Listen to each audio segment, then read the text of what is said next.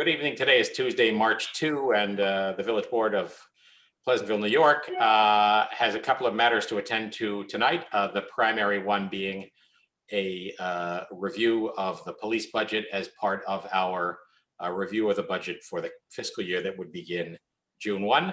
But we have a brief executive session first on contract negotiations. And so we will depart the Zoom meeting, do that executive session, and then return to the Zoom meeting in 20 or 30 minutes to pick up around 7 o'clock with the police budget review with Chief Grutzner. Do I have a motion to go into executive session? So moved. I second. All in favor? Aye. Aye. Motion approved. We're heading to executive session. So all of us will leave, call the number you have in your email, and then we'll log back into Zoom later. Need to make sure to leave so that the executive session doesn't end up on Zoom. Okay.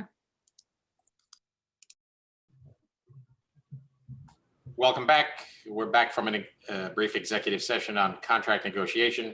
Today is Tuesday, March 2nd, and we are partway through our budget reviews tonight, reviewing the police department budget. Welcome, Chief Grutzner, Lieutenant Listwan, Lieutenant Woolman, and the folks from our finance department as well as administration. All right. Did you want to talk about this Saturday program thing? You want to start there? I mean, you tell me. You want to do the budget first or touch on that first? It doesn't matter. We can touch on that first. That makes sense. I hope you've all had the opportunity to read the memo from Detective Zane. I think it's an exciting. Yeah, we just got it, but it's brief. Looks good. Brief. So the point is, basically, in Detective Zane's experience working as the youth officer, he understands that sometimes the best thing that we can do for children who are at risk is to provide them with some positive role models. And so we're looking to launch a program whereby either Detective Zane or one of the other detectives, or potentially even some of the patrolmen, get involved with chaperoning these kids on some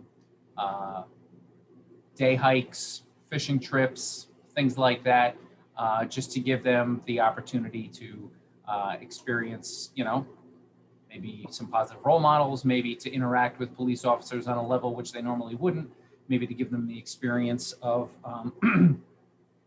being outdoors. I mean, there are numerous benefits that some of these kids who are at risk could realize from direct one-on-one interaction with members of this department. So all that seems good. Would this be an overtime activity? So currently, no. The idea is not to do this on overtime. Detective Zane works at Tuesday through Saturday schedule, so he does have Saturdays available. I wouldn't say there absolutely would be zero overtime on something like this, but this isn't.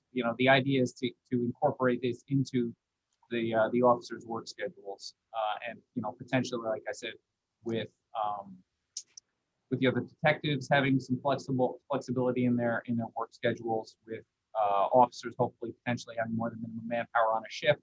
We're expecting that the vast majority of the time that is spent in this program would be on regular time, on street time. So I just don't want to get into a situation where, I mean, obviously it's a great idea. Thank you, Joe, for not only proposing it, but being willing to do it. But we could end up in a circumstance where obviously a small number of at-risk kids are receiving a lot of attention, a lot of expensive attention. So it isn't that I am sorry to think that would happen. It's just a question of, is it realistic for us to be able to fund that? So, I mean, listen, when you look at it, I think exactly like you said, it's a wonderful idea. The specifics and the how it's administered becomes where it gets tricky. You read something like this and there's all sorts of different questions that might pop into people's minds.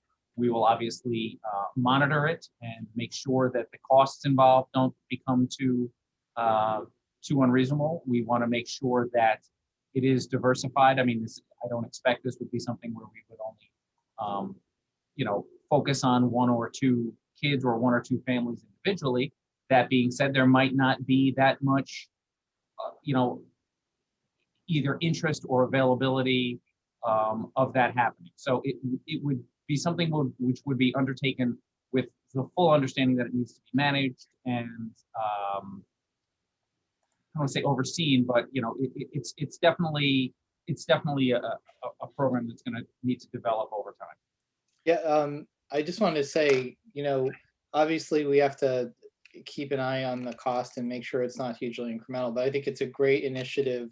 The cost of an at-risk youth, turning into a juvenile offender or even worse, of age offender is going to be much higher than anything that we could do that would actually turn that away. It's also much better than my idea, which was more of a scared straight thing of spending a day with the mayor. So, well done there.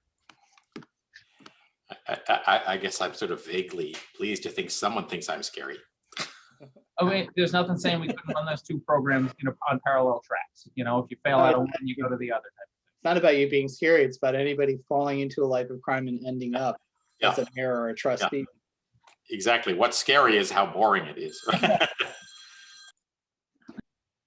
So, I mean, it's very much, there's obviously, if you read the specifics of it, there are a number of areas whereby, once the board has given the blessing that they believe that this is something that's worthwhile and something that you're comfortable with moving forward on, there's still a number of details that need to be worked out to make sure that, our interests are protected and our liability is limited and all those types of things. But again, this also does sort of go to, in the larger picture of police reform and the different relationships that departments have with their members of their communities. We thought that this dovetailed very nicely into some of the other work that we're doing also. All right. So, I think it's a great idea, and kudos to Joe for thinking about it. I think we've got to put some parameters around it, but let's do that and see what it looks like. Great. Thank you. Definitely right. a good start. All right. And then before we jump in the line items, Chief, did you want to talk to replacing Patrol Vehicle 5-8?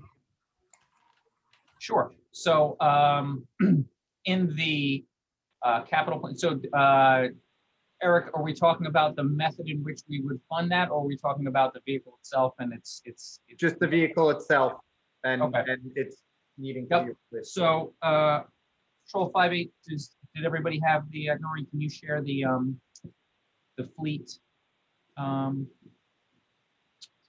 That's the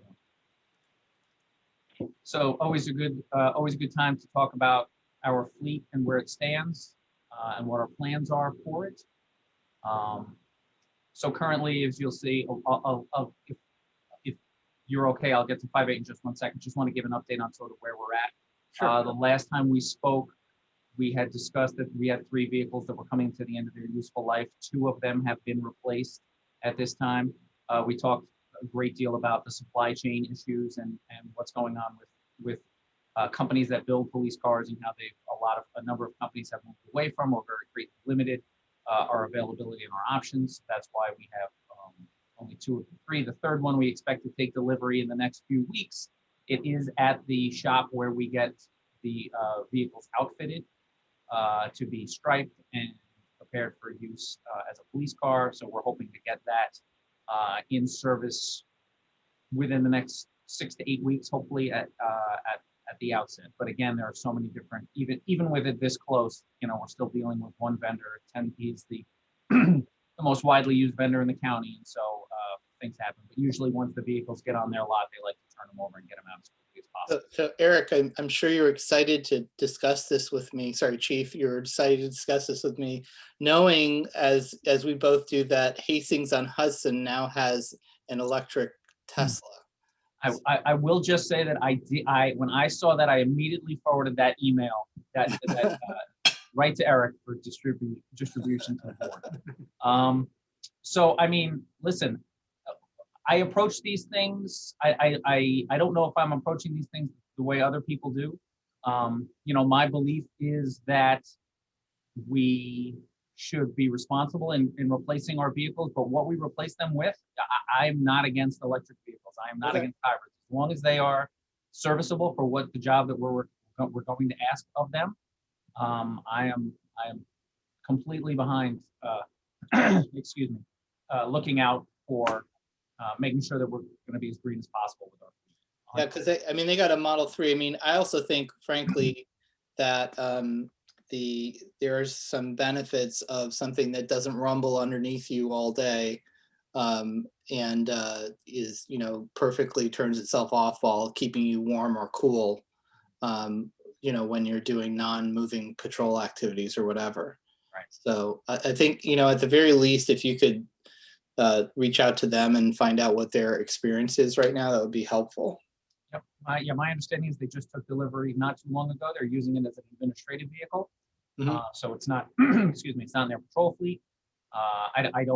My understanding is that at this point, there are no fully electric cars that are pursuit rated, with all the things that go along, whether it's suspension and braking and things like that, for the rigors of police work.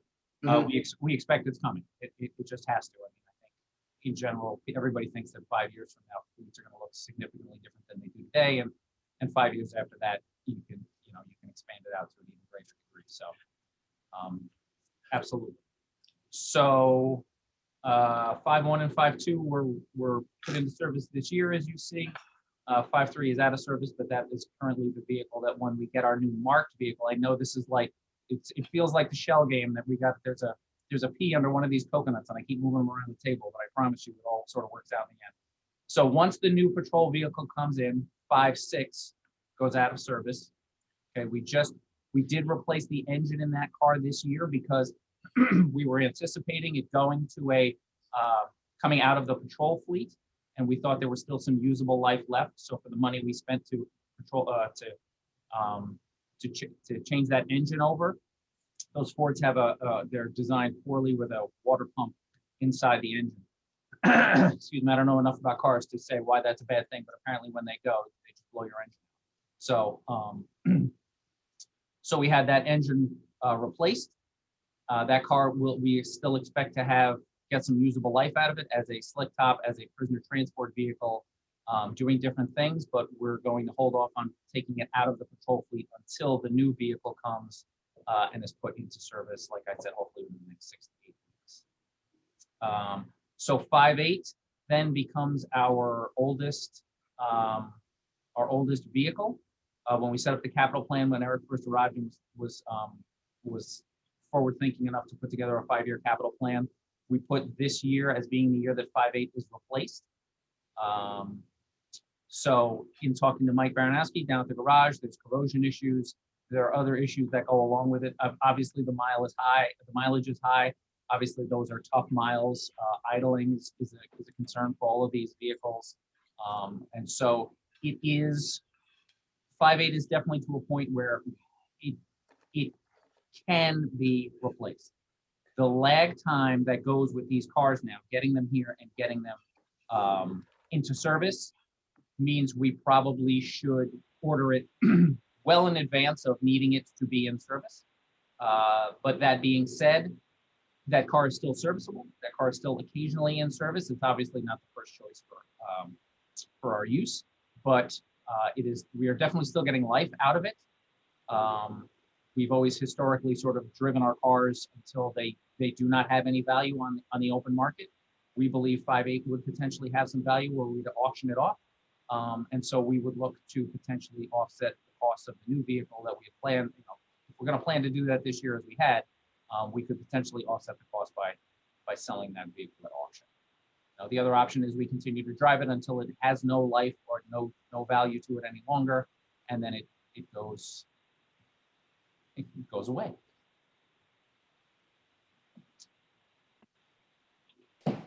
Chief, what's going on with car number 59? Is that something separate? I saw that it's a 2012. Is that going to be around still for a while? That'll still be around. So that was always an administrative car. don't remember if that was a Chiefs car originally, but that car has been passed down through a number of different iterations. It had a number of different uses for us in the fleet, but it's never been a marked vehicle. So the mileage that is on it is a little less on the idling time, things like that. And that Ford Fusion is, John, is that a hybrid?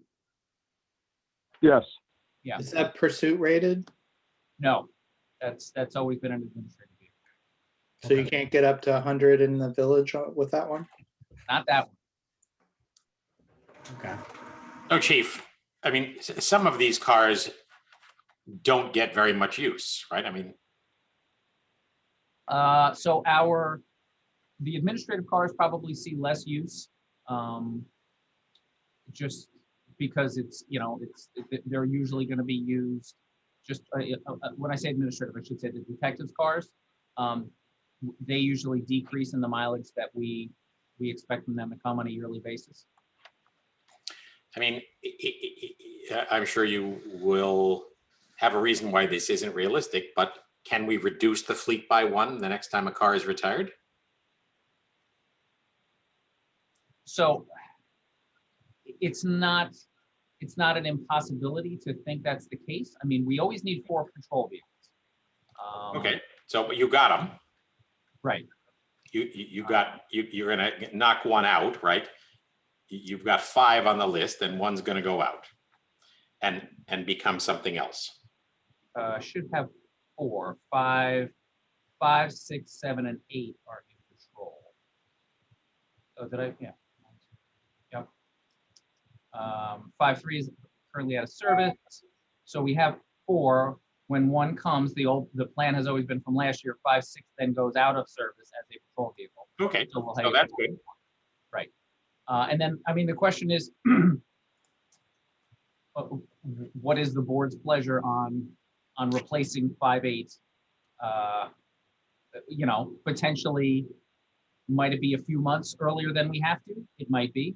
Does the conversation of the value we might get for that car outweigh the possibility of, having that car go down potentially, or, heaven forbid another car goes down or is involved in a situation or something happens, and then all of a sudden we're really thin. So, 5, 8, like I said, Mike Baranowski was clear that he thought the vehicle was due to be retired. I don't think Mike's point or my point is that it must be retired. It's not like the old car we had last year that was leaking exhaust into the passenger compartment. But it's sort of, when are we ready to make that decision to remove that car from service and get the process started, most importantly, on getting a new car. Because if we wait for 5, 8 to go down, we could be looking at 8 months again before another car is available to us. All right, so the purchase of a replacement for that car is in the budget right now? The purchase for the replacement of that car, Eric, you want to speak to that?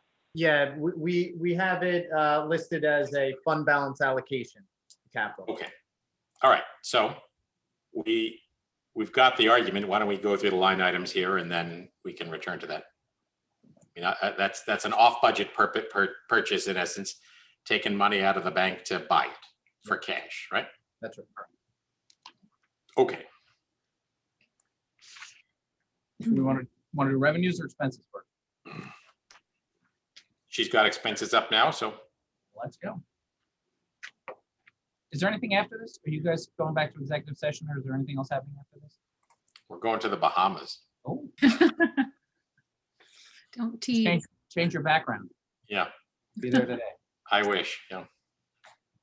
Go to Cancun. So 30, 10, 100, straightforward. 101, I believe everyone is aware that our longtime assistant here in the police department, Lisa Dolce, is retiring this month. So we are in the process of finding out her replacement. We've gone through the procedure with human resources to clarify the position, the civil service position that we should be hiring off of. We have the list, and we're beginning the process of replacing her. So it looks like the civil service is okay with 20 hours per week for that position.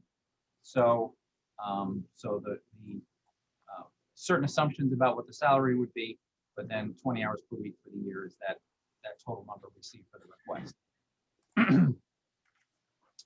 Holiday pay is straightforward. The vacation buyback, all administration and police department employees are eligible for a vacation buyback. We try to anticipate what we think is reasonable.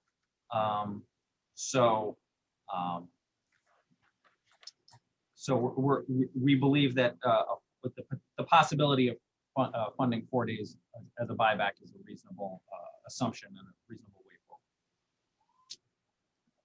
forward. 403 conference and training. We did not do any conferences this year. We did not do very much training. We did training, but it was not training that we needed to travel to potentially or to pay for. But we do expect that obviously that's going to change.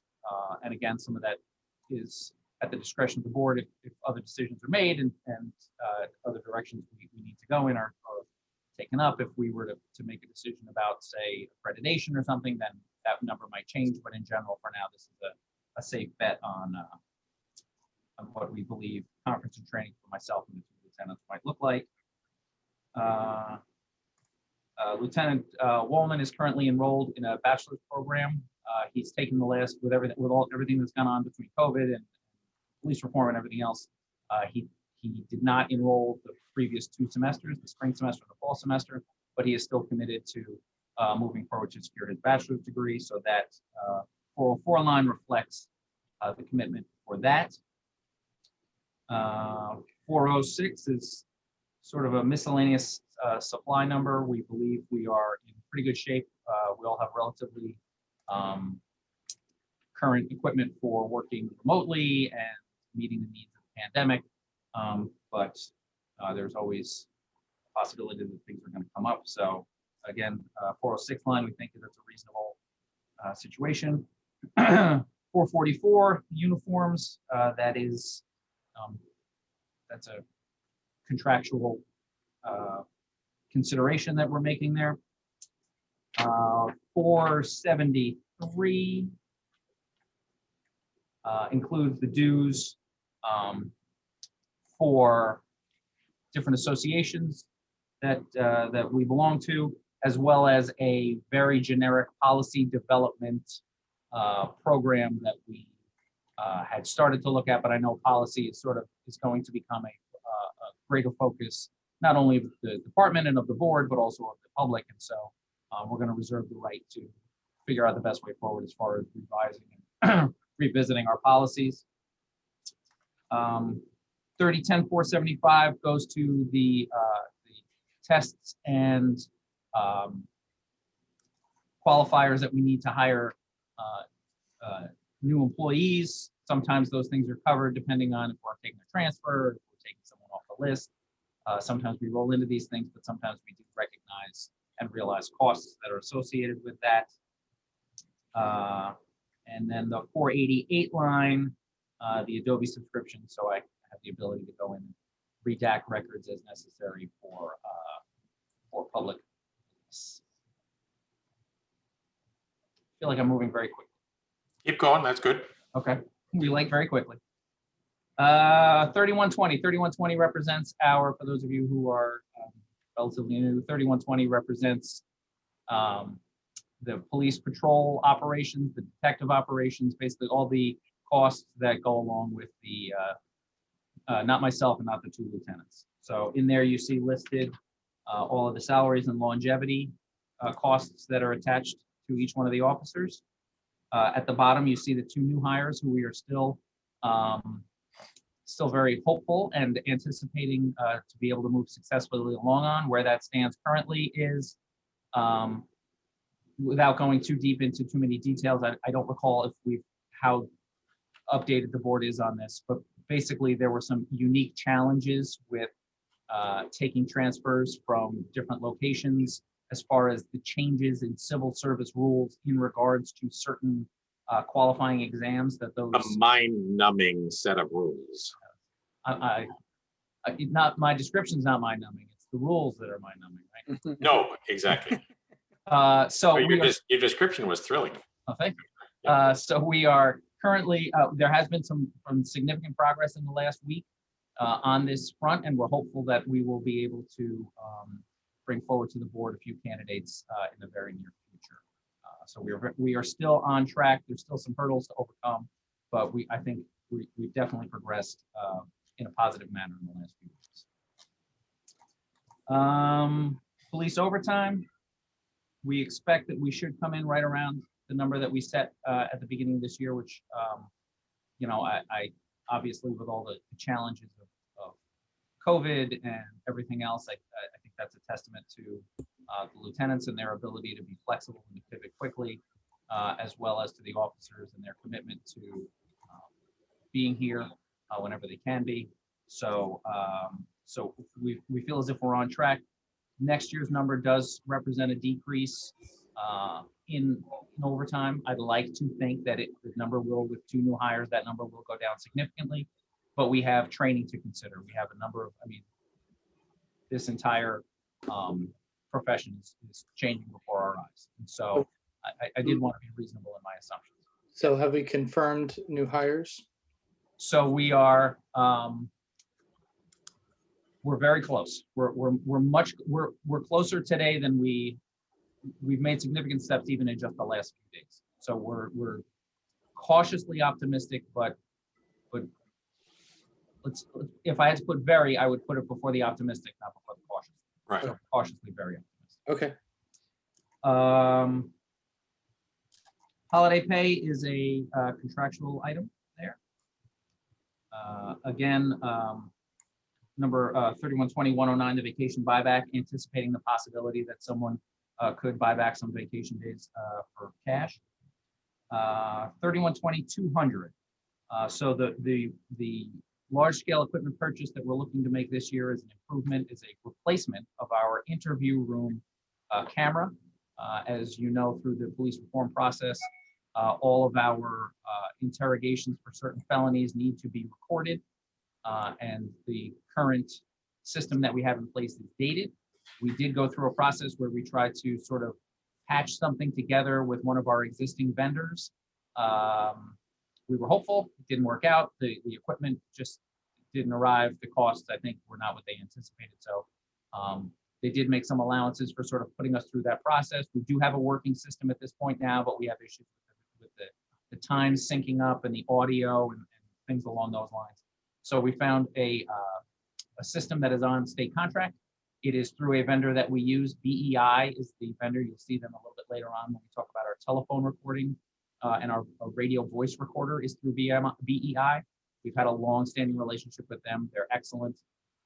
So we're confident that getting into business with them for this piece of equipment is going to be successful for us.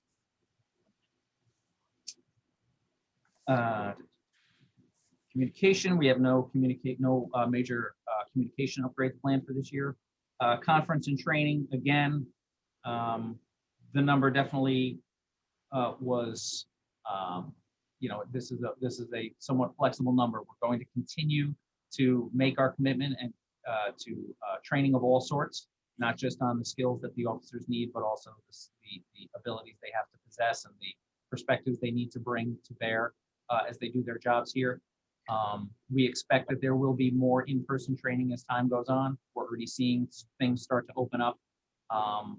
So we are, again, optimistic that we will have more opportunities for in-person training. Obviously, we recognize sometimes when you need to do training and your only opportunity is to do it online, then that's the way it's got to be.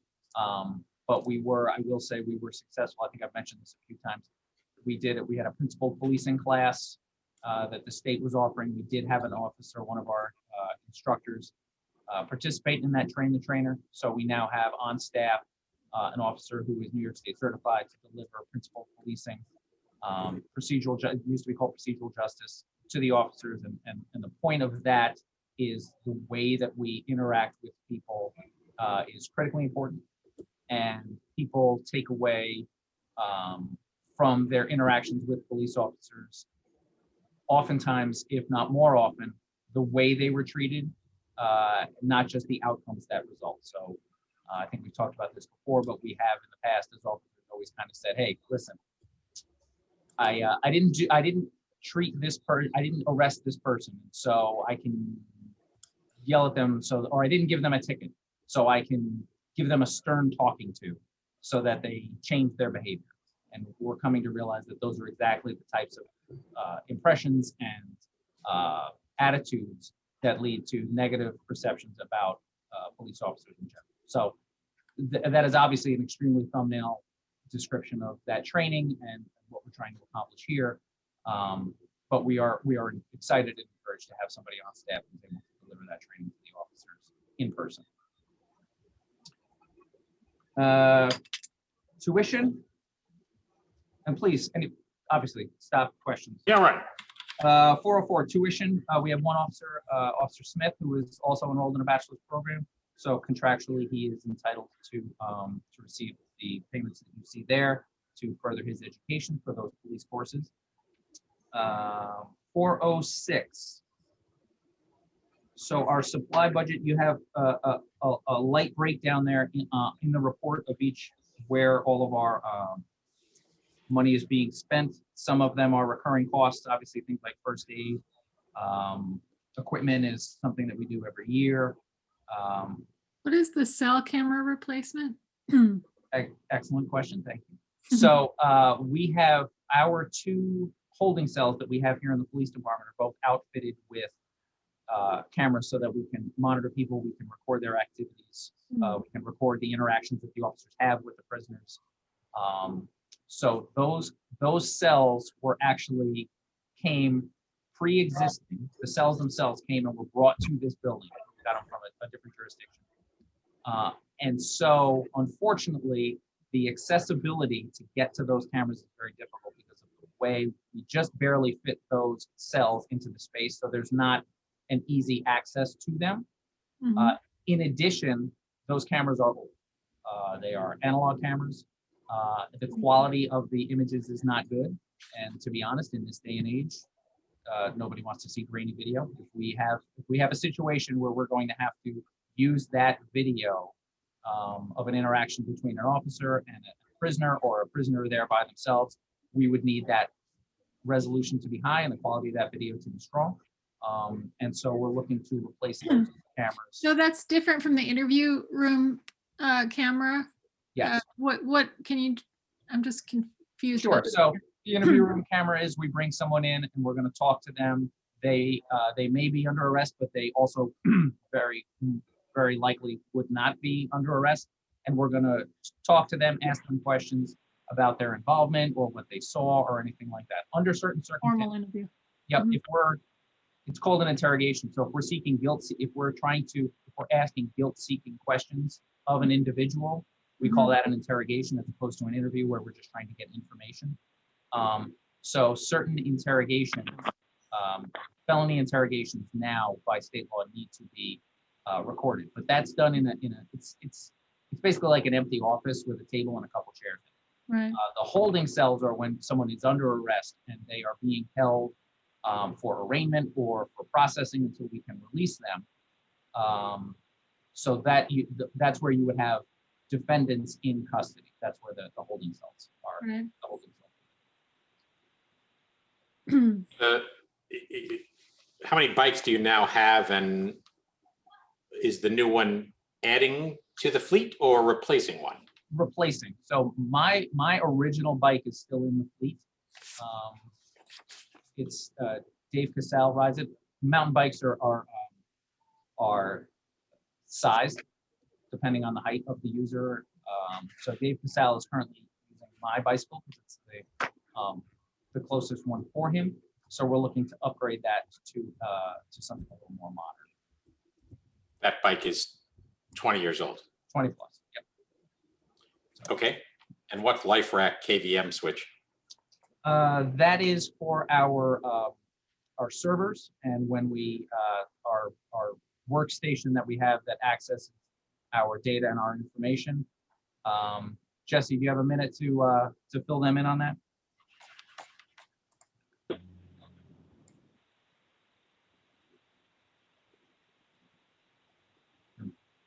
You there, Jesse? Oh, Popped up. he's north.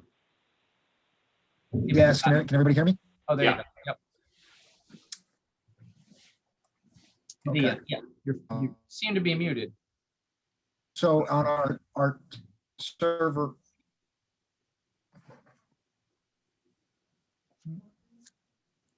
Yeah, Jesse, your connectivity doesn't seem very I am good. not. Can everybody hear me? Now we can. Now we can. Yeah, it's not good. Okay, I'll try it again. Have you Our called in server or- rack, we have There you go. multiple servers. You're making a good Okay. case for increased Sorry IT about this. spending at headquarters there. Yeah. Can everybody hear me okay now? Better. We can. Yeah, I got pretty bad lag. I'll talk and interrupt me if you're not hearing me, but we have a server rack where we have multiple servers, and in order to switch from server to server, the KVM switch kind of acts as that relay. We've got a couple older style KVM switches, which kind of just burnt out. They just didn't work right. And that's just so we can switch from, like I said, from our video servers to our access control device servers to our impact and, our records management system server.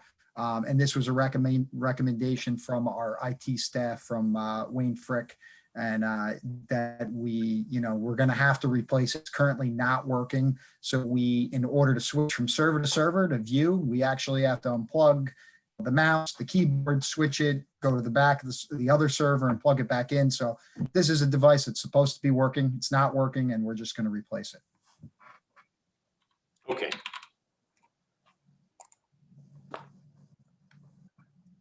And defibrillators, hours are at their expiration?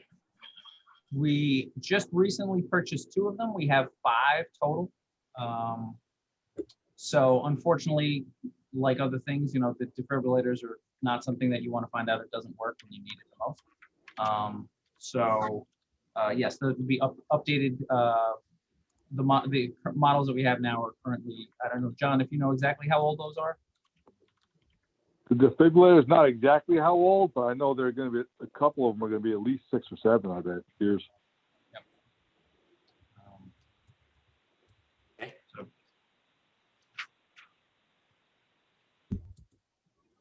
And then N95s. 95 surgical mask. Self-explanatory, yes. Yes, indeed. First aid supplies, and then the last one there are the pads that we need. Obviously, every time we use the defibrillator, we have to use a new set of pads. So, Speaking of N95s, have the officers been able to be vaccinated yet? I assume that you're eligible. yes, so a number of officers were able to secure vaccinations on their own. We did have 2 officers who went through the county and were vaccinated there. So at this point now, it's our understanding that there aren't any everyone has been offered the vaccine. Everyone who has wanted a vaccine has received it at this point. So what percentage of your force has elected to get the vaccine? I would say probably 60, 65, better than 50.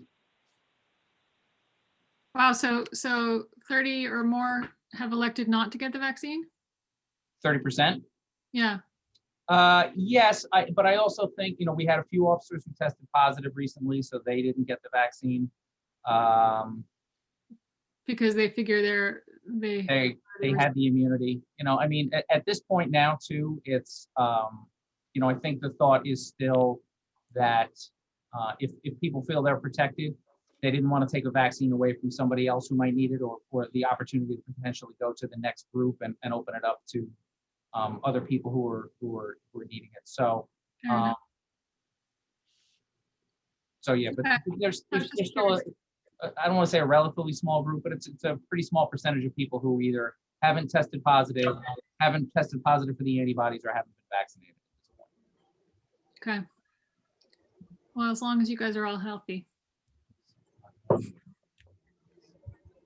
And that actually leads to a very good situation. I mean, with everything that's going on, the men and women of this department have really stepped up. They've embraced the changes in our operations as to how we go about doing things to protect each other.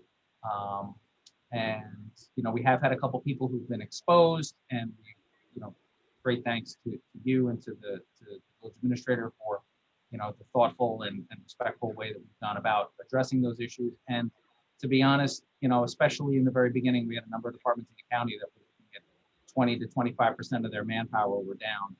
And again, I'll knock on wood, but we really haven't experienced a widespread outage. We've definitely had officers who tested positive. We've had officers who were direct contacts and had to quarantine.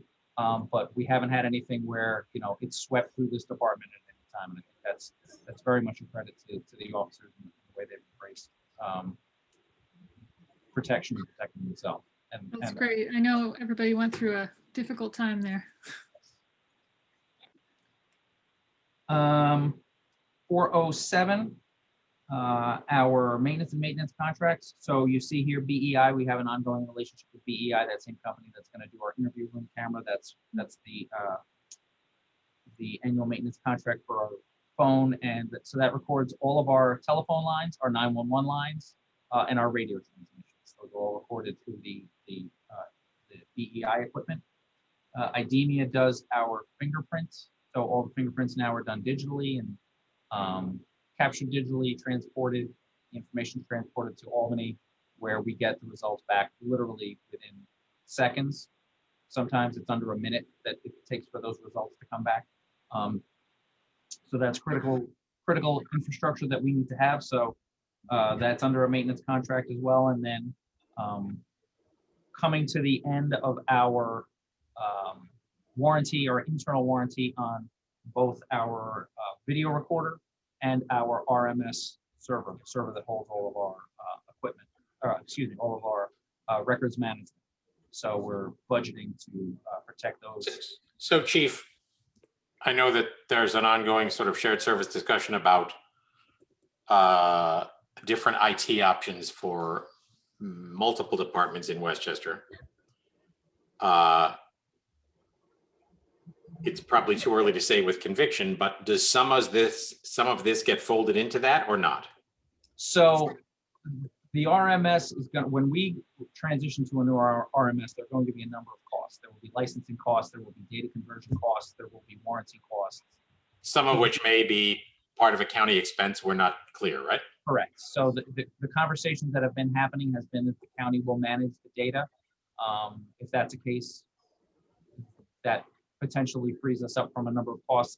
I would again, we haven't sat down and talked numbers yet because we haven't received all the bids that are potentially going to come in. So we don't know what those numbers are, but the intention of this has always been, let's work together to A, have the county cover some of those costs, and B, to enjoy a little bit more savings with just buying in bulk.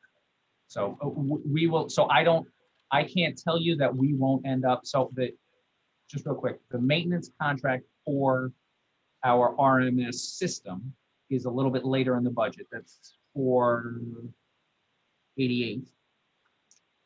Which we have to go ahead with at the moment because we don't have the alternative. Right, and there's nothing saying, I haven't heard anything specific from anybody as far as this is what you'll have to pay, this is what you'll have. So there is a pretty good possibility that we'll still be paying the maintenance fee for us individually. It's not necessarily the data, it's the software. I guess it would be the data as well. So exactly which silo each one of these costs is going to be covered by the county, by us, it's still up for debate, but we're expecting that, let's put it this way, if we were to go it alone and transition to a new RMS, the costs, we're expecting that the cost will be far lower once we go with the county.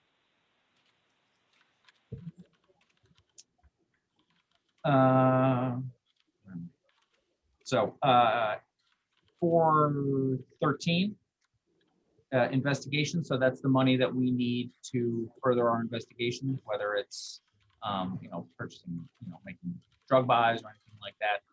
We don't always use all of this money every year. It really does depend on the activity level of the officers and what the cases, sort of how they develop for us. So there's a chance that we won't go through all that money, but there is a chance that that we will need it. If we're spending it, it's because we're doing what we're supposed to be doing. So, vehicle repair and maintenance. So we did speak a little bit. Are we ready to move on? Yep. Okay. So going to 420, we did speak a little bit about the costs. We had obviously some incrementally higher costs this year because of, like I said, replacing an engine in one of the vehicles, things like that. We are expecting now that we should have 3 new vehicles in service for the entire fiscal year, that we are anticipating a decrease in our repair costs. And we're hopeful that we realize that. 312421. So 3 purchases there. Replacement batteries. We just need to continually be cycling out the batteries as well as the portables. We try to buy. We assign officers portables. So each officer has their own portable. So this way there's a little bit more accountability as far as the condition of the portables, and the officers are letting us know if they're finding that the battery is dying before the end of their shift. We know that we need to get them a replacement battery. Excuse me. So we're trying to just cycle in new portables on a regular basis. We are looking to replace the 4 vehicle radios with that obviously go in the patrol vehicles. The reason for that is Westchester County is moving to a new system, a digital system, and we will not be able to communicate directly with the county once they go to that system with the radios that we currently have in service. So we're looking to transition those radios. We use the county for all sorts of assistance, whether it's the aviation unit, whether it's the canine unit, their investigations arm. We rely on heavily when there's a significant incident here in the village. So the ability for the officers on the street to communicate directly with the county police is a priority.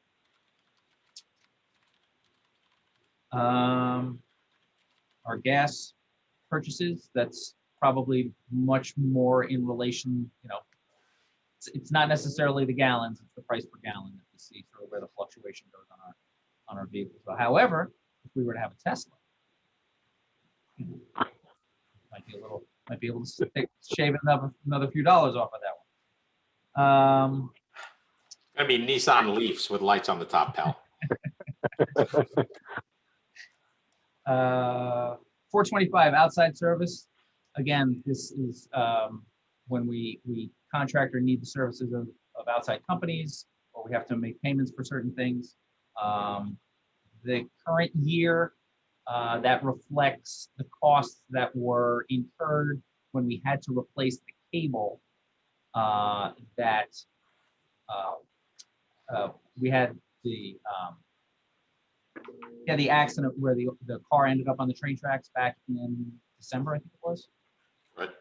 So in the course of remediating that situation, damage was done to some of our communication equipment. So that was the large cost that we had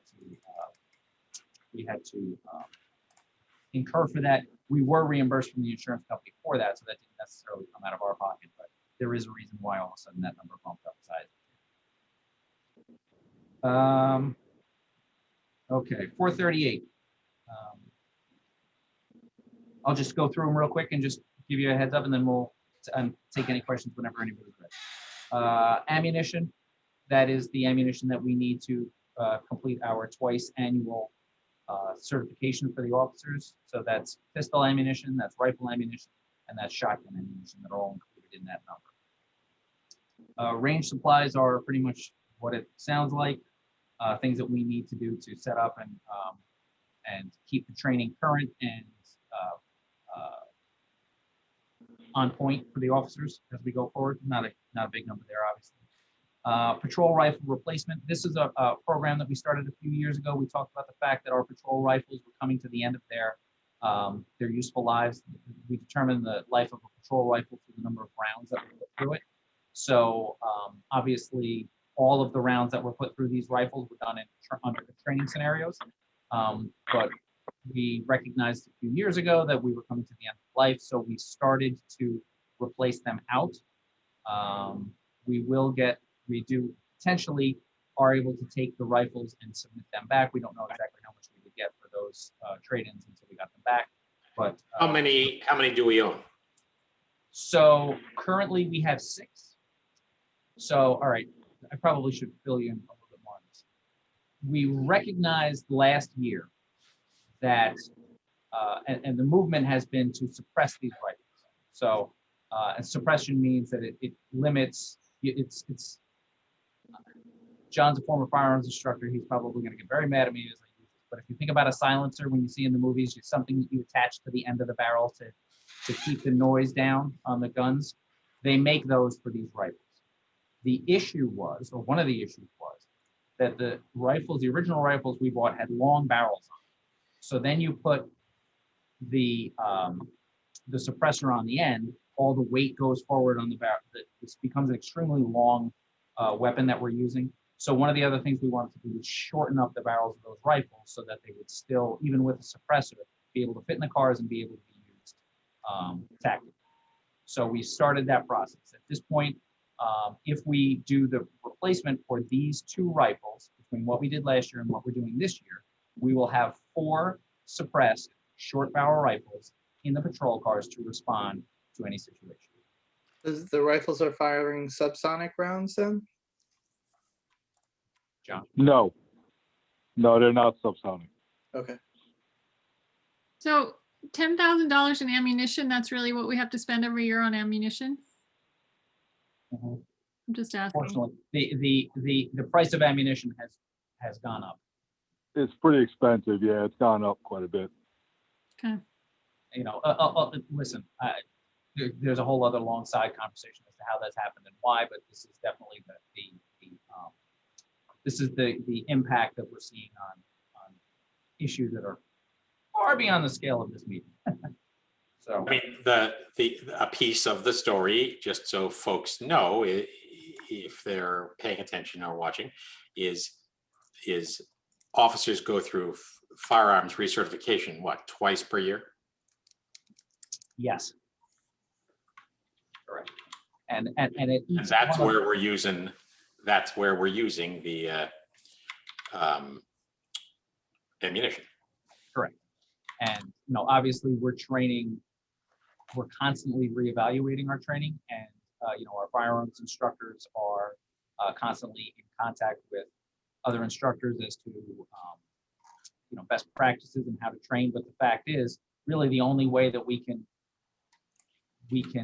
improve the proficiency of the officers is to get them to be firing that weapon as much as possible.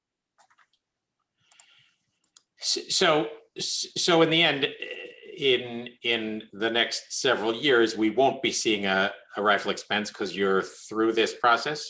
So we have 6 rifles. We have 4 patrol cars. So the other 2 are kept inside headquarters. I mean, you relatively rarely have 6 people that could use them at one time. Is that true? If something were to happen on a day tour, I mean, I think we'd be close. If John and Jesse and I were here, if the detectives were here, we potentially could have all those rifles. And again, we don't move them from the vehicles. They're locked inside the vehicles. That's where they stay. We usually only have 2 officers on the road at a time, but we don't want to keep moving the rifles around. So, and again, most of the use on these really comes from the training center. All the use has come from the training. Right, which is obviously what we hope will be the case forever. Obviously, all of us hope that. So if we assume that we're going to put the same number of rounds through the rifles every time we train, if we have fewer rifles, then we'll be cycling them out soon. All right. So what's an active shooter plate carrier vest? So we basically it's a tactical vest that the officer puts on over his regular bulletproof, bullet resistant vest to address an active shooter situation. provides more protection. It also comes outfitted with more room for things like ammunition, tourniquets, quick clot kits. It's basically when it's time to go into a very bad situation, you now are carrying all the things that you should be bringing into that situation. Is that like the ceramic armor plates that go inside, or is that something Yes. else? Yep. Okay. So, So So- too big, too uncomfortable for the officers to wear all the time. We put them inside the cars. We have them currently inside of all of our patrol cars. This would put one inside a detective's car. Because like we said, we anticipate that were something to happen, it's probably going to happen when there's a detective working and they're going to be responding. So Okay. one more set of tourniquets and quick clot is. right. So the taser story is pretty, you again cycle through replacing those annually? Yes, we purchased 2 this past year because the 2 malfunctioned, so we had to replace them. 2 others are very near the end of their, they've been in service for a long time, and we anticipate that we should be cycling them out to, again, prevent a situation where one goes down without us having something to replace it. Okay. You see the taser cartridges that go along with things like that, and then weapons parts and accessories. Again, that's a lot of that is for the outfitting of the rifles, so that they can, things like lights and equipment, grips, things like that go on the rifles to make them more accurate for the officers to use. 442 copy machine. That's a contract that we signed that we have that we're going on. So it's a new copier, that's why the price is higher? No, it's the same copier, but we have exceeded our copier limits.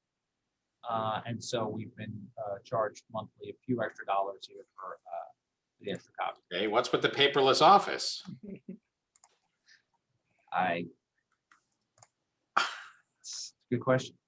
All right, that will be the new IT system that will reduce the copier cost. I like that. All right, 444, again, uniforms is a contract allowance for the officers. We're assuming the 2 new officers are included in that. The second one, 444 vests, those are the individual bulletproof vests that the officers are issued. They last 5 years, and then they go out of, they're not out of warranty, but they expire after 5 years. So we have 3 or 4 officers every year who need to be to get new vests. And then we also included the 2 vests for the 2 new officers. 3124.55 we discussed already. 473 dues and subscriptions.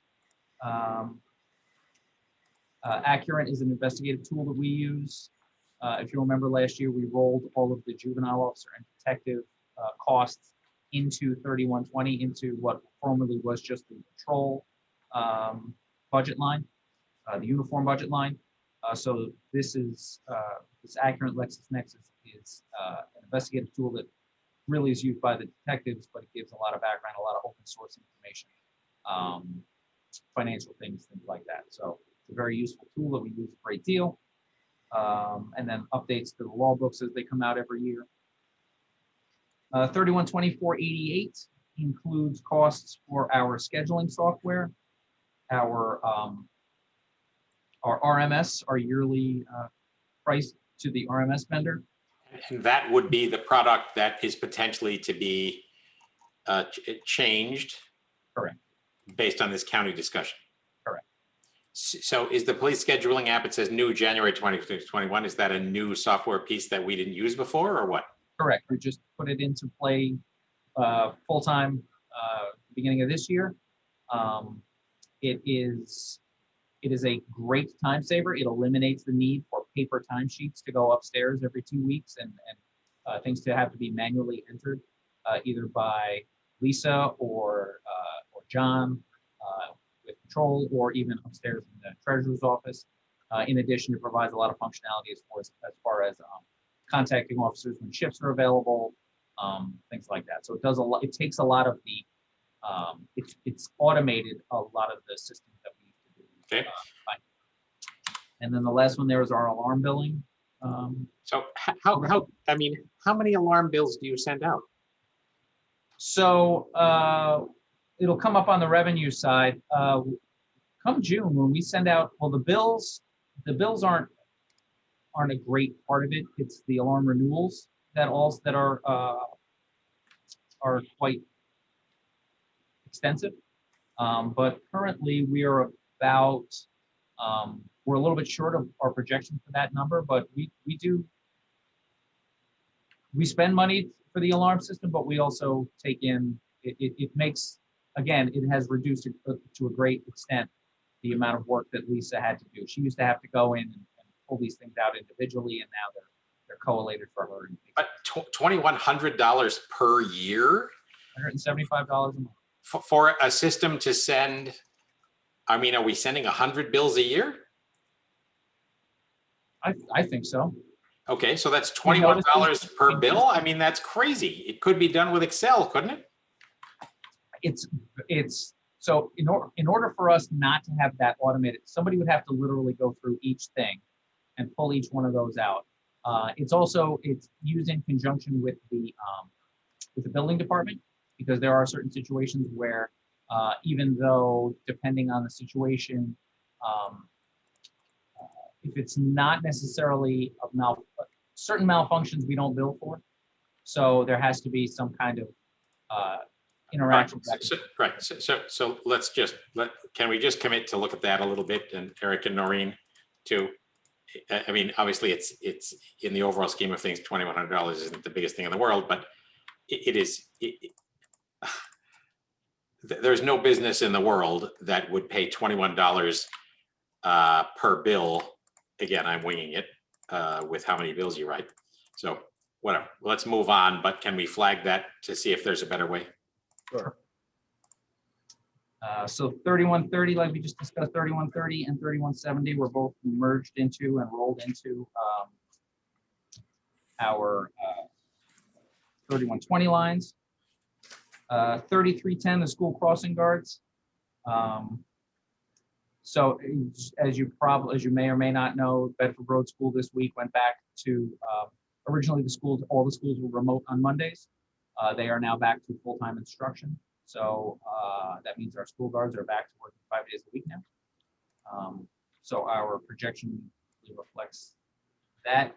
And then, depending on the number of posts and the number of hours, assuming there are no more school shutdowns, we kept that number the same for next year going forward. Are they full-time? I thought they were just 3 days a week. No, all the crossing guards are there 5 days. They're obviously not full-time in the sense of. Oh, right, the crossing guards. Okay, right. Instead of 4 days. That makes sense. Yes. 3320. The 100 line obviously is contractual issues. 105, we have park enforcement overtime, which is very helpful for us. It gives us the opportunity to potentially cover. They tend to cover the crossing posts that we need covered, so we can do that much more efficiently and effectively than calling officers in to cover those posts. So that's a helpful thing for us. Vacation buyback. Marion Boone is eligible to buy back some vacation. 400 is a tricky. So that is the amount that we pay to the company that manages our parking tickets. So we write the tickets, but they are the ones who send the bills, the notices. They are. It used to be Comp Plus, it's now FBS. They get a percentage of parking tickets issued or a percentage of parking tickets paid? Isn't it the latter? I believe it is. Eric, do you know specifically the formula? I believe it's parking tickets paid. Right. That's what I thought too. Okay, great. So we did, obviously, as parking has gone this year, we did project that we were going to be paying less for the for that ticket service. So we're paying for the service, but that is based on a percentage of. We're paying the price on the other side of it. Right. So parking supplies includes all manner of things, including hang tags, the meter cards, all of that goes through this 406 line, the ticket rolls for, the parking enforcement officers, and the officers use them too for snow ordinance violations, but there are automated handheld systems. All of that is rolled into this 406 line. 444, uniform needs, including boots, which is part of their contract. And then that 484, that mobile telephone line, that was done to enhance the ability to use the Tango app and to be more responsive and more in touch with the people who are parking in the village. Animal control, we don't participate with the SPCA. That was turned over to the town, I believe, last year, maybe the year before. So we don't do that anymore. And then outside services, we reserve $500 in case when it comes to animal control. In the past, when we used that, that was for the coyotes. So to have the experts come in and either advise us or potentially do some field work out there, that's where that money was spent. We'll have to see how that beaver behaves. Speaking of which, we never developed that coyote policy we were going to have. What happened with the pay student who was supposed to draft something for us? I think COVID complicated her life a bit. I'm sick of that excuse, Eric. Me too. Well, you heard tonight everybody gets vaccines by the end of May now, right? Yeah, that's what they say. Sounds good. So any general or specific questions about the expenditure side?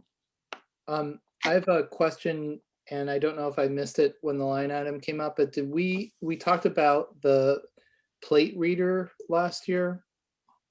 The county wanted us to get. What ended up happening with that? So one of them was installed. They have the county, really, we just provided the location for them. Great, so they paid for one.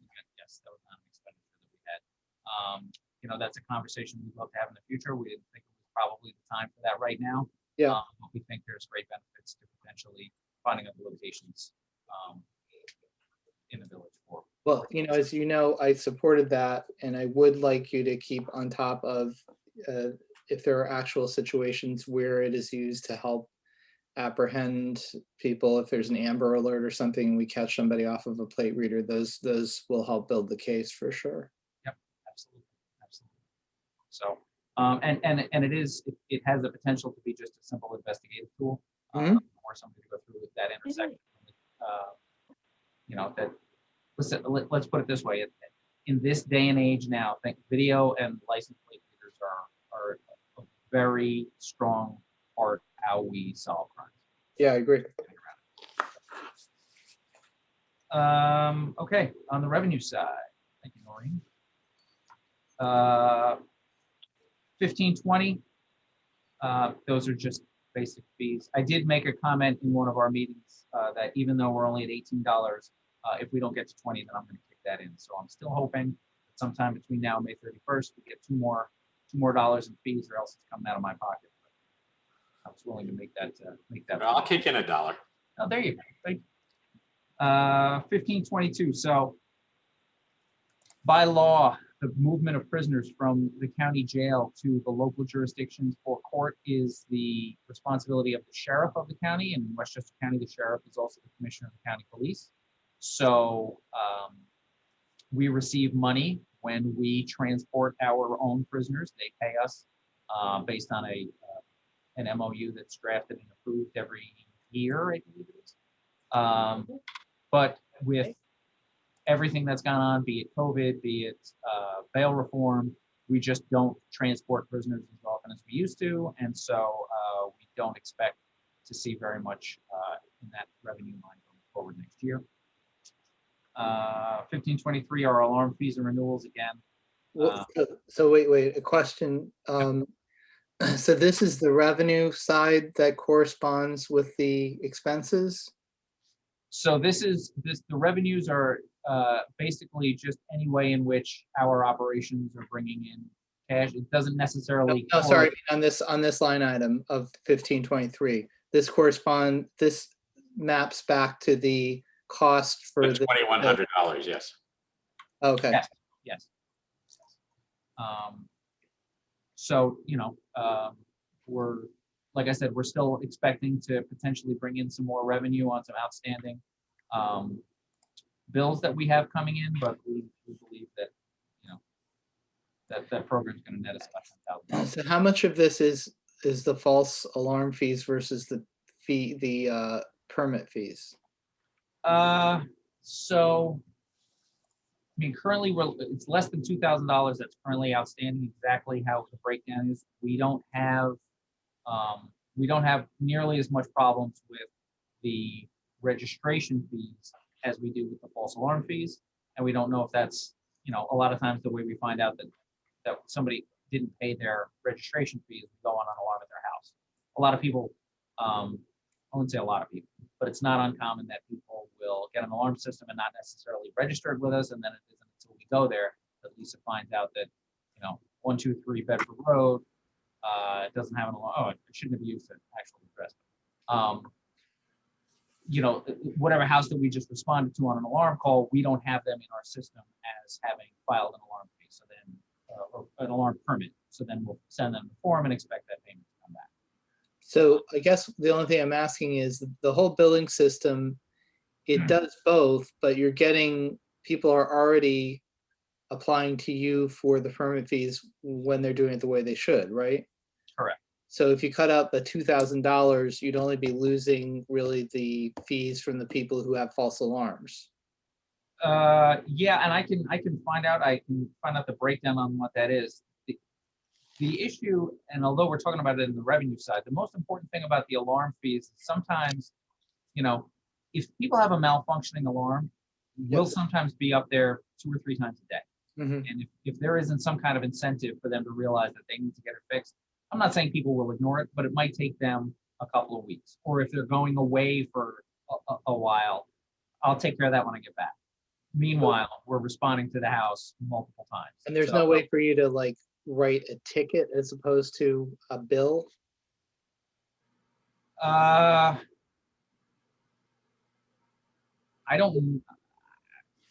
guess there's something in the code. It's not a violation. It's not a civil violation, right? It'd be more of a code enforcement issue. I would. I don't have a problem with the system. I just think No, it's really whenever you're spending more for something than you're recovering for what you spend, that should raise a question mark, right? It should, yes, I agree. So, all right, but we'll dig into that. Whether there's a more efficient, less expensive way to do that. And I will get the information on the breakdown of fees. Okay. Under the public safety, this is one of the grants that we participated in, the Westchester County Stop DWI grant. So the issue currently with Stop DWI is, and this is an issue county and statewide, the number of DWIs is decreasing greatly in the state, the number of arrests for DWI. We've been at conferences where everyone is seeing the same thing. The availability between messaging, the social inacceptability of driving while intoxicated, as well as the fact that, Uber and ride shares and all these different things, we just don't see it like we used to. And so the Stop DWI program tells us you can have this money, but in the past, we've had officers go out, be very active, write a number of tickets, but what they want to see is DWI arrests. So we struggle to continue to spend this money because they have basically said, we're not sending you out there to this is not stopping speeding. This is not stopping cell phones. An officer, it's 10 o'clock at night, an officer is on this detail. It's set up so that it has to be in addition to your patrol operations. So an officer comes in and says, I would like to work Stop DWI overtime on Saturday. He goes out, he or she goes out, stops 15 cars, does not find anyone who's intoxicated, ends up writing, let's say, 8 tickets. This would be a successful night. We would consider it in getting the word out, in messaging, in doing traffic enforcement on other things. But Stop DWI has made it clear that they measure success based on the number of DWI arrests we generate. So we do run the risk of potentially not being reimbursed for the overtime that we put the officers out for if they don't come back with something. We definitely don't want a message to our officers that you need to find a DWI. That's the wrong message to send. You know, rigorous enforcement will result in locating DWIs, but when officers think that they're supposed to come in with someone, it's not good for community relations. It's just it's not the way we like to operate. So Certainly don't know good that- news that DWI is less prevalent. That's great news. absolutely, and obviously a lot of the credit for that goes to County Stop DWI and the commitment that's been made to not only enforcement but also messaging and really changing people's perceptions of what the dangers of DWI are. I mean, I think people take very seriously the risks that are involved and associated with it. So that's it on the revenue side. Questions, thoughts?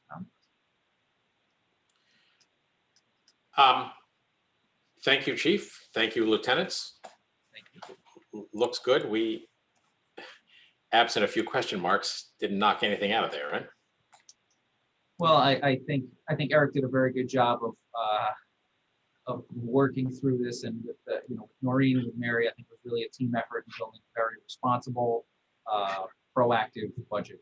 Which is a nice, diplomatic way of saying they already beat you up a little. Is that? They gutted this budget from top to bottom. Yeah, exactly.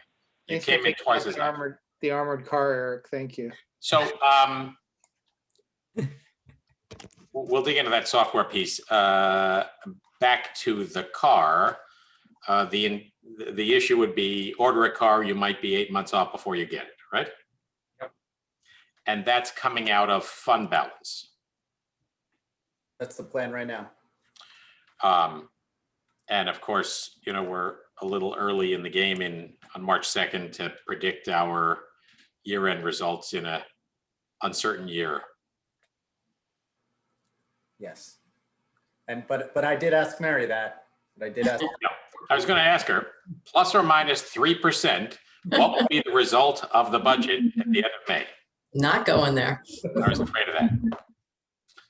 I do just want to say out loud, the two recent vehicles came in, I believe, 46,000? So the most recent vehicles were unmarked. Currently, our next marked vehicle that's coming in is coming in about 53, and that is an Explorer. It's a hybrid Explorer. So if I recall correctly, Eric, we had chatted, I think you reached out to Hastings about the Tesla. Yes. And it was in the 60,000 range, was it? I'll tell you right now.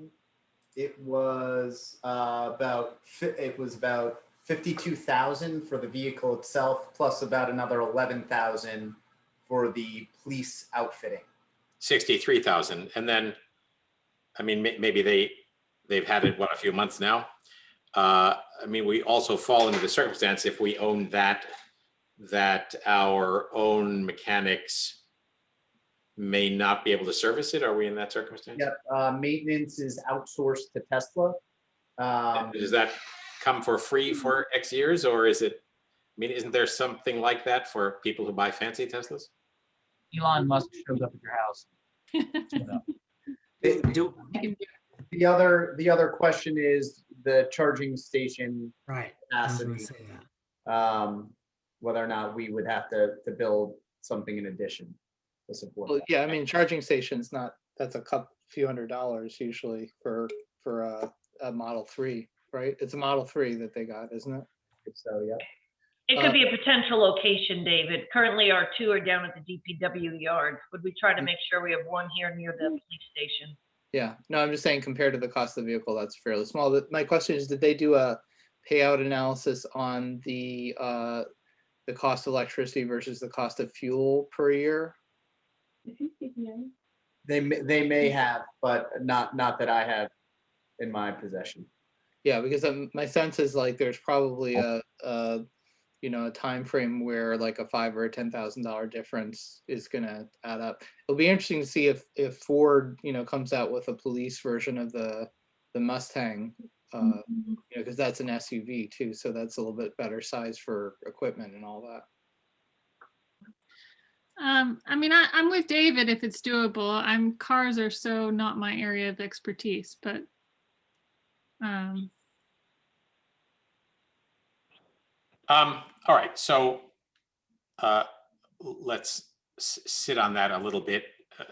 Obviously, within a few weeks, we're going to have a draft budget and see what that looks like, the bottom line. And I'm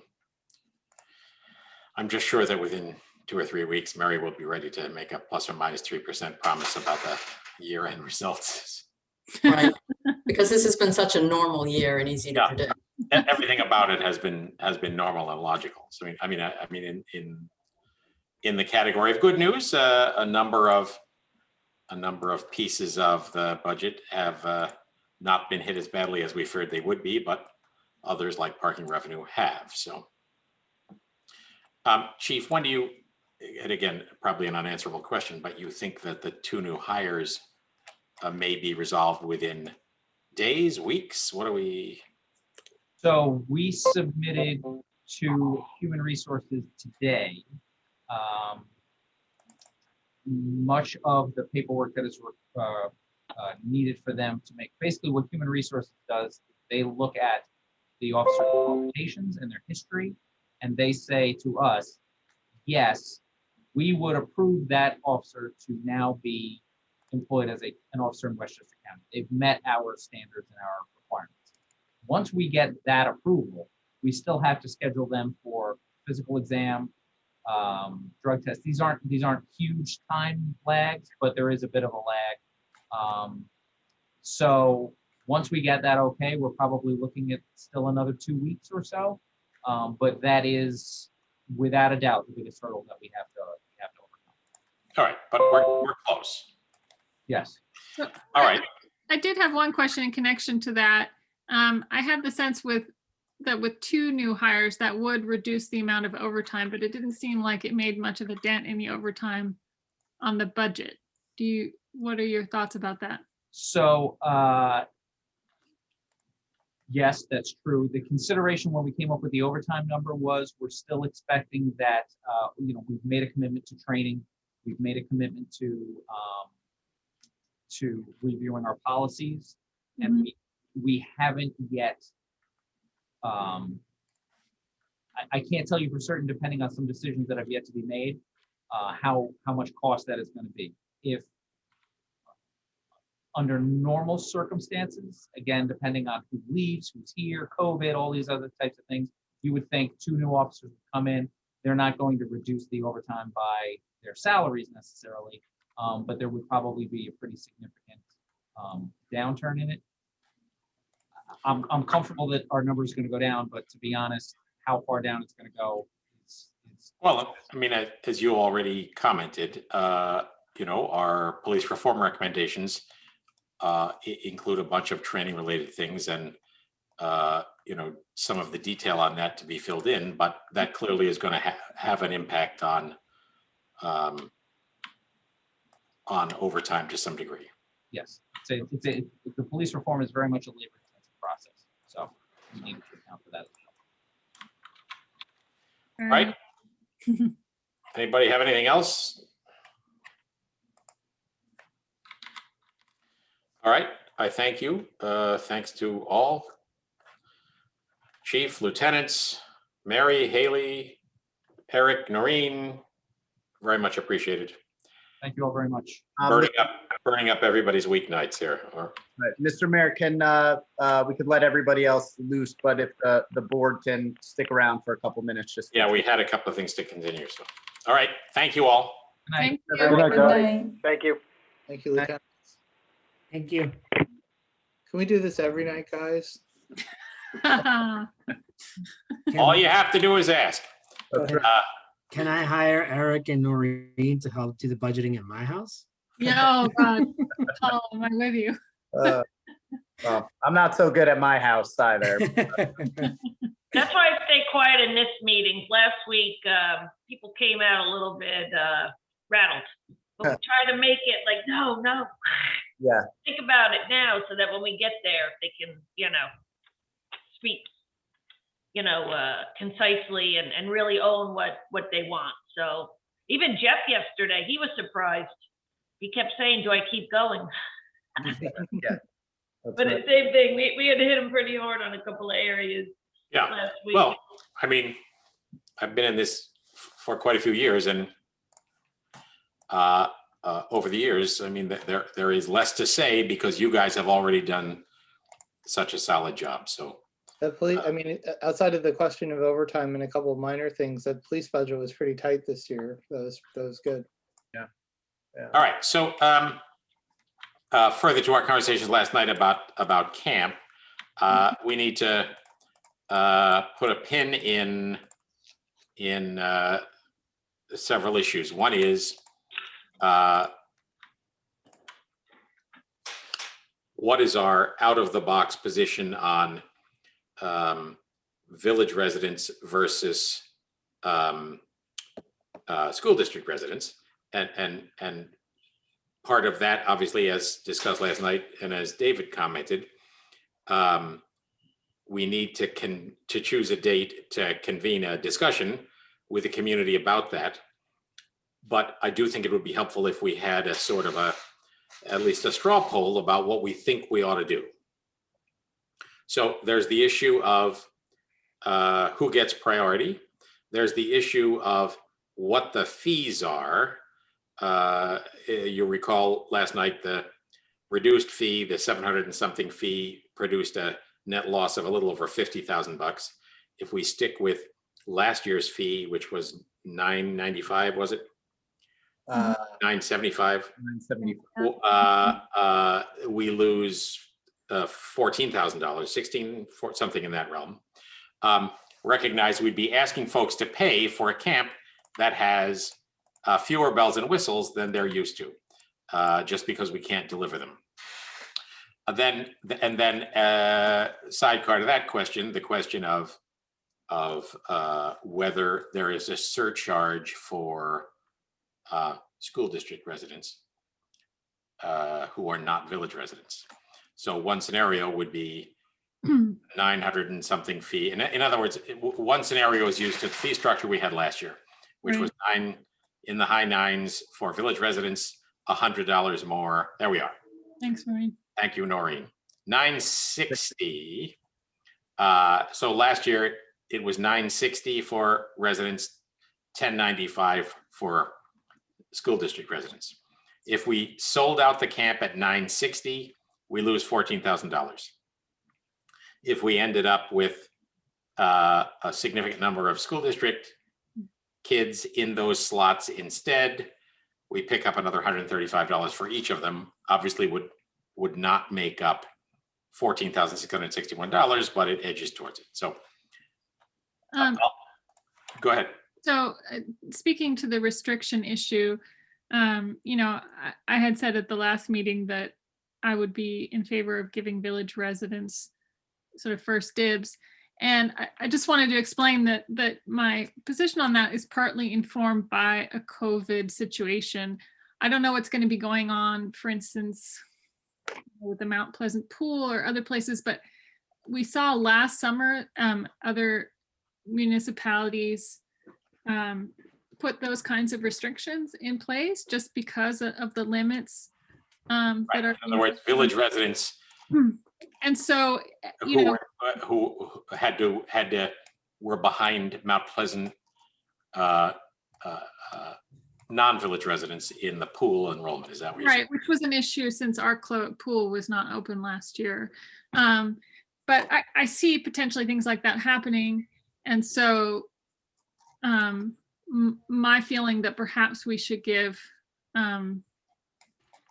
preference to village residents who are, subsidizing this, or not dramatically, but somewhat, is partly informed by that, partly informed by the fact that people's choices are likely to be more limited to begin with, not only in general, but also with respect to different municipalities. Yeah, I mean, we're in a modestly different circumstance here that, and I agree with you. It's just we're in the modestly different circumstance that kids' friendships and allegiances built in school cross into the school district. Well, I'm not saying that we exclude people from the school district. I mean, the problem is it's hard to entirely predict what would happen. It's impossible, right? But I mean, we could sell out entirely with Village, but I'd be a little surprised if that were to happen. Okay. But yeah, no, you're right. People do like to go with their friends. I mean, I mean, I think it is logical to say that we have to give Village residents priority. It just creates another problem, and in the view of some Village residents, it would be a reason not to join because their kids can't go with their friends, right? Yeah, so I've asked a couple of random people about this and gotten very diametrically different answers, even within Village residents. So I just want to air it out so that everybody feels like they were heard. So Okay, when would this airing out take place? Well, why don't we do it? Why don't we do it at the beginning of the work session next Monday? Okay, so but can you, when you say very diametrically, some said absolutely, some said absolutely not? Is that what? Some said you should, absolutely, we should let, Village and town people. Nobody had a problem with charging town people more, but some said, you should let them both in because they're all in school together. And some said, no, well, we're paying taxes, so, it should go to the Village first. And the town is discriminating on allowing access to the pool or whatever. I mean, they're not, they're doing the same thing we're talking about doing, which is to say, Yeah. it is not unreasonable for them to say, take the position they took. Yeah, no, I mean, I probably lean a little bit towards doing, satisfying the Village needs first and then turning outwards. But, I mean, I don't have any sense of how people are coming out on this. If it's just split down the middle, then we do what we think is right. But if like, 9 out of 10 people who feel strongly enough about this to come on a call say, let everybody go, then they're sort of giving us permission. I agree with you, other than to say, we already know, and I'm not saying we shouldn't do this. I mean, I always believe it's better for us to hear what people have to say, and also to make sure that people understand when we make a decision that is going to be unhappy for some people, that they understand where it came from. But I don't think we're going to hear anything other than what we already know, which is it just depends where you're situated, right? Who's the 7th person on our call? Huh?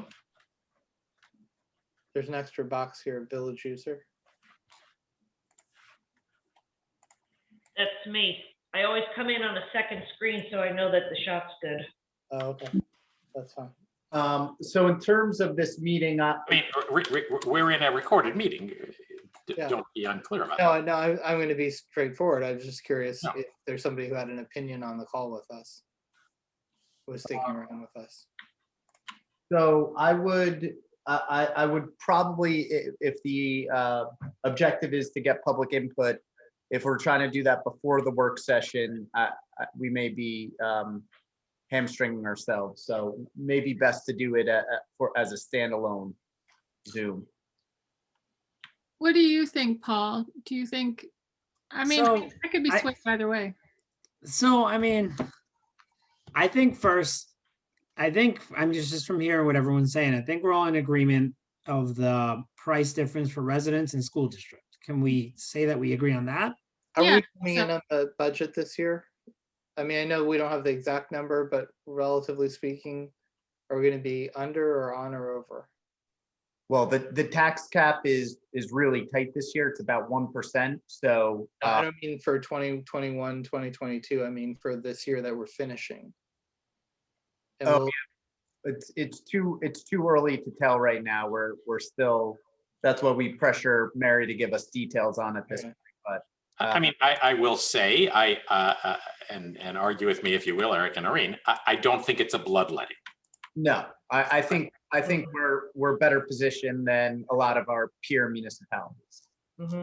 Yeah, the only thing I think for sure any townspeople who do this should have sort of a non-subsidized rate based on, you know, most of the people signing up being village people or whatever. But I do like, it's hard, you know, because obviously anybody who sent their kids last year can, you know, in theory, last year could pay the $9.95 or whatever, but we are providing less of a service. And I always worry with these things, like when you get to those marginal $100 don't mean anything to a bunch of people, but to the people who they do mean something to, it could actually be really important.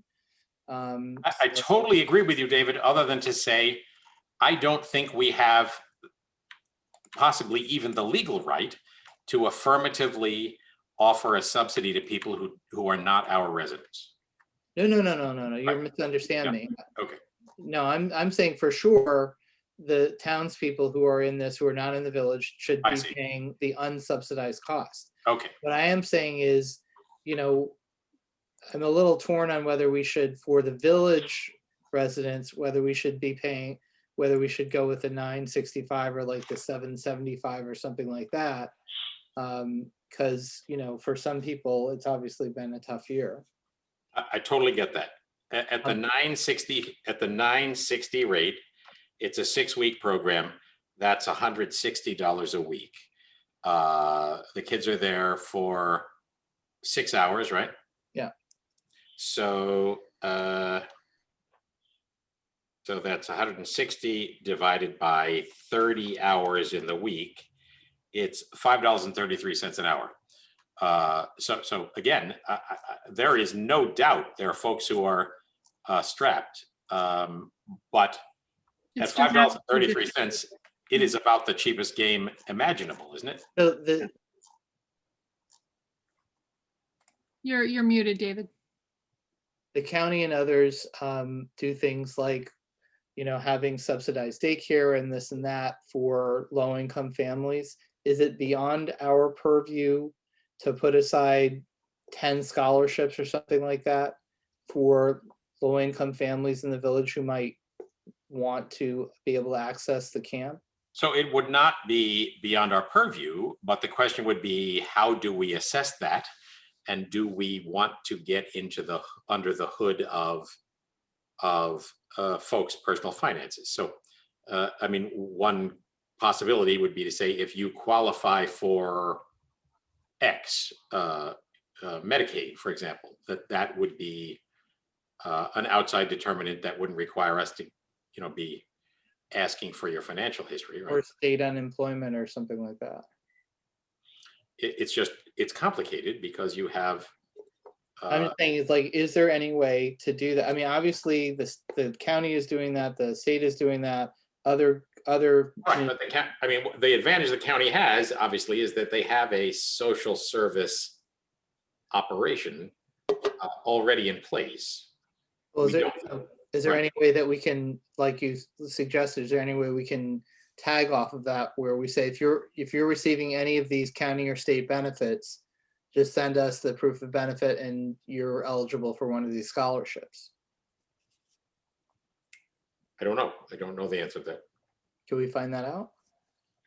I mean, You can find out. In the past, it's those agencies that have reached out to the municipality on behalf of their clients to say that due to their income level and the services they rate. We had it a couple of years ago with Panther Club. But like Peter said, it comes from an organization, that's their mission statement. And, you know, sole focus is to assist low-income clients and help them in that way. But usually the ask comes from one of those agencies. Well, because they have done the screening.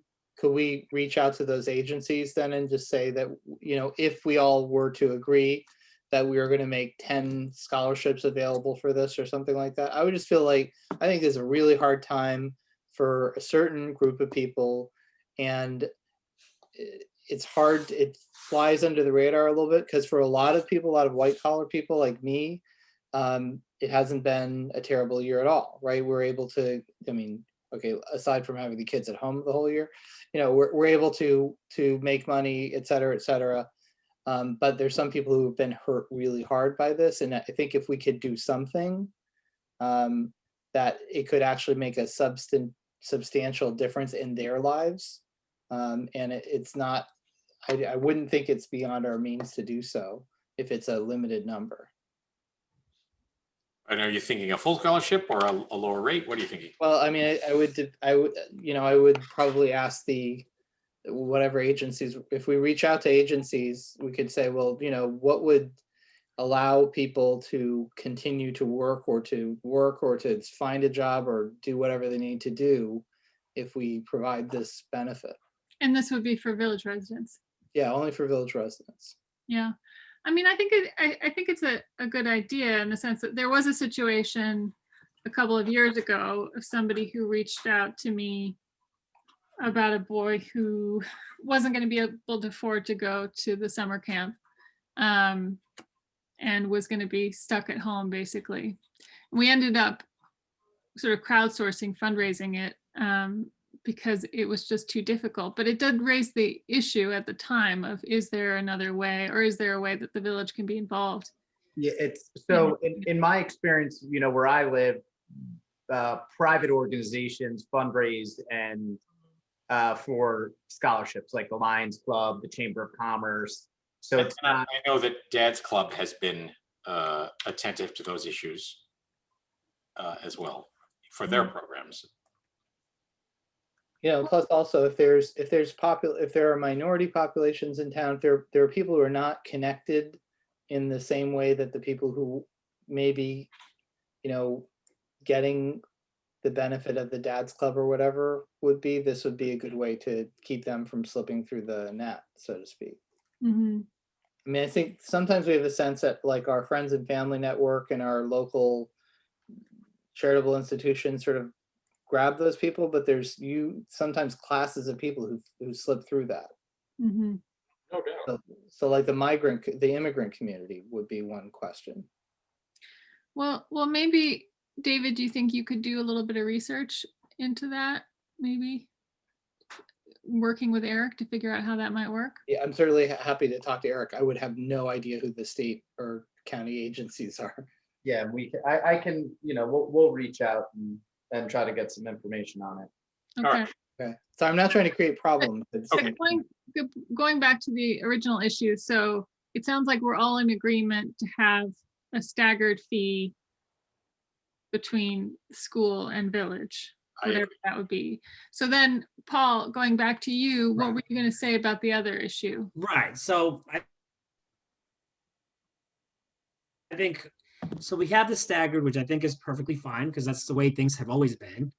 So it's not something new that we're introducing. Plus, it's the same exact thing that Mount Pleasant does to us. For example, I've gone to the Mount Pleasant pool, but because I'm a village resident, I obviously pay more. So my kids are actually, they're going to be in the Mount Pleasant school district just because of the way the lining is. But it's just something that's reciprocal on both the village and the town.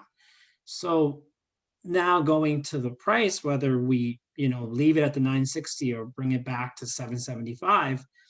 Yes, we don't have the bells and whistles that you would have had with normal camp, but we also are dealing with a pandemic, and we saw the numbers of what it's going to cost to actually run this. The fact that we're going to have to get these tents that we never had to get before, it all kind of balances itself out. So and it's my belief, although of course I want to try to help people, but I think it does justify in leaving it the same, because we are, at the end of the day, the village is still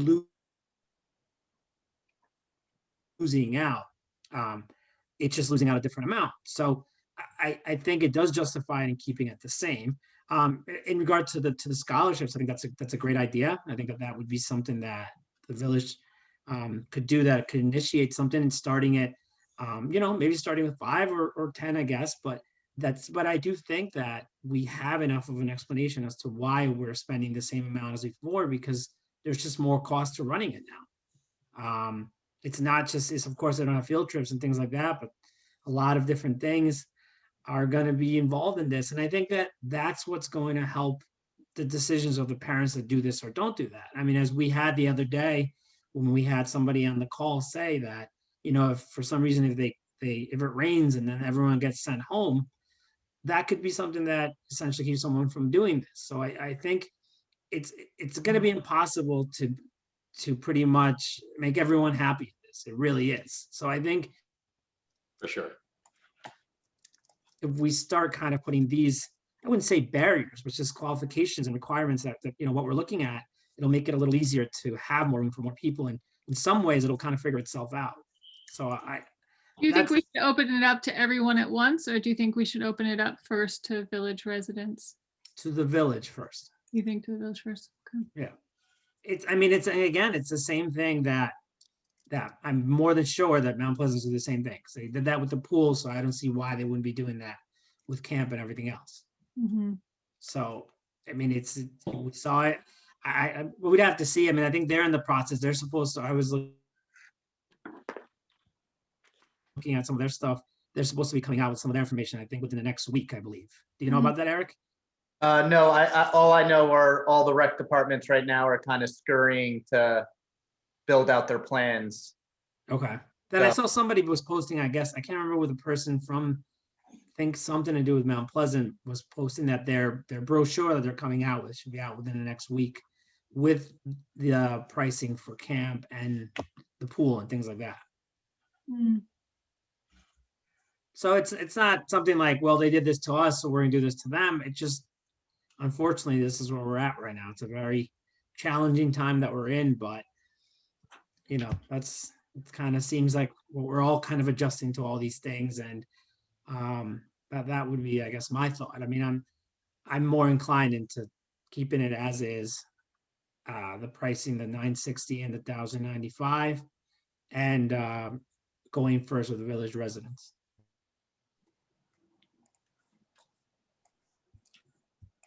Is that the consensus, really? Yeah. I basically agree with that. I just struggle with the reality of the fallout. And I say that not as a political matter, as the fallout on individual families and kids. Yeah, no, I think you make a good point, Peter. My kids keep drifting in and out. I was thinking maybe we should ask B, but I know what she would say. She would say it should be both, because if she were going to the village camp. The only other solution we would have is to do some kind of lottery. I don't know if it's possible to do some kind of like open to everyone, but then essentially make it be a lottery system. Then there's really no bias at all. Yeah. Well, if we open it to everyone, then it's just first come, first serve, right? And then No, if it would be a lottery, then it would be not first come, first serve. You'd create a period and then you'd award no, it. I know. I'm just saying, if it's open to everyone, no matter how we do it, we're going to have equal access essentially to Pleasant and Village. Not sure any of you were on the board at the time that Panther Club was oversubscribed, and we had to struggle. Were you on the board, Nicole? When Panther Club was oversubscribed, and the question was, could we expand the program? Could we change our license to expand the number of kids we could take? Could the school accommodate it? Could we staff it up? Mm-hmm. So, that was, for all the obvious reasons, an extraordinarily fraught discussion with a lot of families who were, ranging from angry to horrified to just plain scared about what they were going to do because they needed this to happen. Obviously, that reflected the entire school year. This is just the summer, but it's a smaller in scope version of the same problem, right? Mm-hmm. And I would not be as torn about it if we were not in the circumstance where, absent all these other problems, we have always said, even though we know we take a little bit of a hit on it, if you're a school district resident, you are welcome in our rec programs because kids who go to school together should play together. So,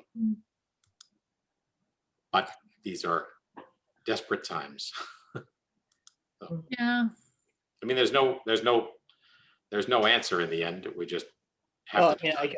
I guess if we got onto a public call and people said, you know what, we should let everybody do it, and that's all, and that's mostly what we heard, then I would change my mind for sure. If let's say we're doing first come, first serve. How does that work? Like is it online? Is it online? I've never signed up, but is it an online sign up? So does the system get bombarded, and how does it essentially handle if everyone's trying to sign up at the same time? Well, right. That's one of the concerns Noreen and I have. We've been asking or challenging Rex to come up with the process. Right. That That's my concern. Or what if a family is in and they have 3 kids to enroll and get the first one in, and then the next 2, those groups are full. Exactly. That's my Now you've created concern. even more panic. So I would do it differently. I would do a lottery to begin with, and then give people time to sign up, and then windows of time so that people know they're in, have time to sign the kids up, because we're actually looking at moving to a totally different platform this year as well for Camp and Panther registration, due to the background of the health forms, that this will have it all consolidated. So it's not even Capture Point. It's not what people are used to when they enroll. It's going to be a new program. So And I think, and then that I think in itself, I mean, I'm just thinking in anything, just to give an example, if it's just a simple example, but when I go to buy playoff tickets for the Yankees and I have, first come, first serve, and I'm sitting. Could we be agnostic? I'm just saying, but I'm just going to there. But it's like the most frustrating thing ever is not being able to sign in, because now I'm just blaming the whole system. And I think that's going to come back on us negatively if we do a first come, first serve. So, well, and we're hot on the heels of the failed vaccination rollout.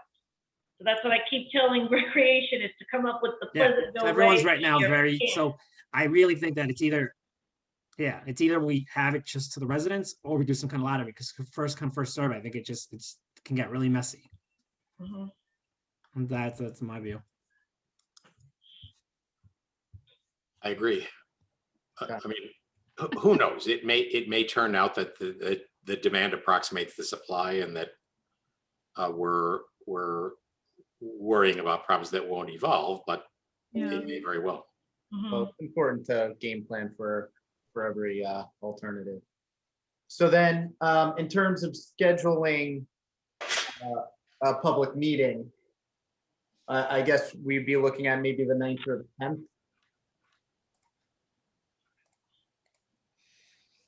Yeah, I mean, I think it could be a 45-minute meeting. What do you think? Is that enough?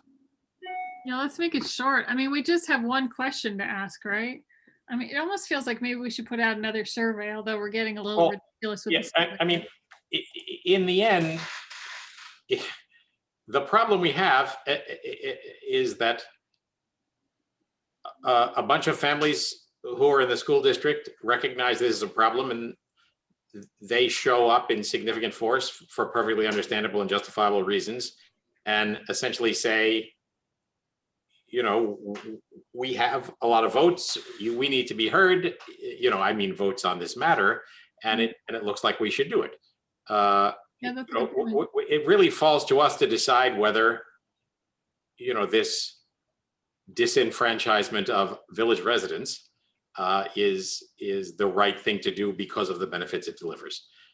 The finger in the wind just tells us who showed up at the meeting, who was most motivated. Well, to be clear, I don't want the meeting just for that reason. I think it's very possible that parents may point out something else about the design of the summer program, which either could be improved or presents a problem that we haven't anticipated. So would you envision this meeting to be kind of a presentation of how the groups will be organized, the age groups, the locations, the schedule for the day? Yeah, I would think if we could, it'd be nice if it was not a 45-minute.